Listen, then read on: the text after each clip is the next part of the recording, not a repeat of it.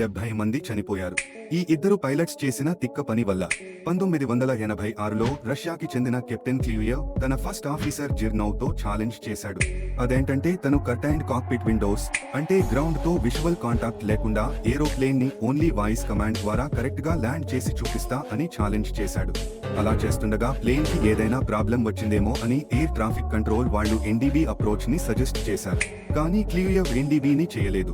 Plane 210 అడుగుల ఎత్తులోనే ఉన్నప్పటికీ క్లియుయేవ్ ground proximity warning ని కూడా ఇగ్నోర్ చేసి గో గ్రౌండ్ పద్ధతిని కూడా చేయకుండా ప్లేన్ ని ల్యాండ్ చేయడానికి ట్రై చేశాడు. కాబట్టి ఏరోప్లేన్ 280 కిలోమీటర్స్ వేగంతో రన్వేని తాకింది. అదే స్పీడ్ లో రన్వే నుంచి దారి తప్పి విమానం తలకిందులు అయింది. దీంతో 63 మంది అక్కడికక్కడే చనిపోయారు. మిగిలిన వాళ్లలో 3 హాస్పిటల్లో చనిపోయారు. మొత్తం పాసెంజర్స్ లో 14 మంది పిల్లలు మాత్రమే ఈ ప్రమాదం నుంచి బయటపడ్డారు. జిర్నో ప్రమాదాన్ని ఆపే ప్రయత్నం చేయనప్పటికీ పాసెంజర్స్ ని సేవ్ చేయడానికి ట్రై చేశాడు. గాయాలైన అతన్ని హాస్పిటల్ కి తీసుకెళ్తుండగా అతను హార్ట్ అటాక్ వచ్చి చనిపోయాడు. క్లియుయేవ్ పై విచారణ జరిపి అతనికి 15 సంవత్సరాల జైలు శిక్షను వేశారు. తరువాత 6 సంవత్సరాలకు తగ్గించారు. ఈ పైలట్స్ చేసిన తిక్క పని వల్ల 70 మంది అమాయకపు ప్రజల ప్రాణాలు కోల్పోయారు.